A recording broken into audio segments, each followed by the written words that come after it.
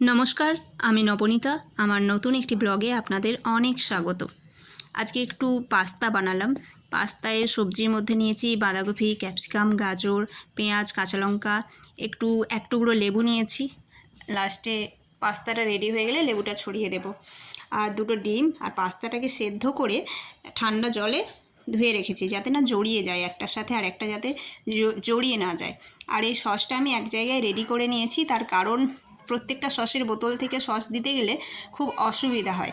তাই জন্য একটা বাটির মধ্যে tomato sauce, soy sauce, Schezwan sauce আর পাস্তা সস একসাথে সমপরিমাণ, চারটেই সমপরিমাণ নিয়ে মিশিয়ে নিয়েছি। 1 চামচ জল দিয়ে ওটাকে আমি মিশিয়ে নেব। আর ডিমটাকে এদিকে আমি ভালো করে ভেজে নিচ্ছি। আর আমি লাস্টের দিকে একটু চিজ নিয়েছি। এই চিজটাকে আমি একটু গ্রেট করে লাস্টে গার্নিশিংয়ের জন্য দেব। আর চিজটা দিলে পাস্তার টেস্টটা একেবারেই আলাদা হয়ে যায়।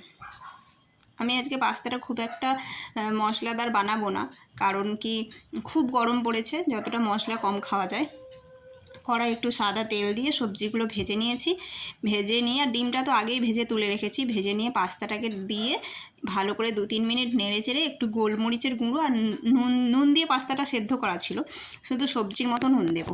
দিয়ে এর ওপর থেকে ডিমগুলো দিয়ে পাস্তাটা 2-3 মিনিট নেড়ে চেড়ে ডিম দিয়ে তারপরে লাস্টে গ্রেট করা চিজটা দিয়ে দিলাম। এত গরম পড়েছে যে চিজটা গ্রেট করে থালার মধ্যেই গলে যাচ্ছে, হাতের মধ্যে তুলতে পারছি না। যাই হোক, আজকে পাস্তাটা আমাদের রেডি হয়ে গেছে। সবার কেমন লাগলো কমেন্টে জানাবেন। এরপর আরও একটি মজাদার বিষয় নিয়ে আমি আমার নতুন ব্লগ আনতে চলেছি।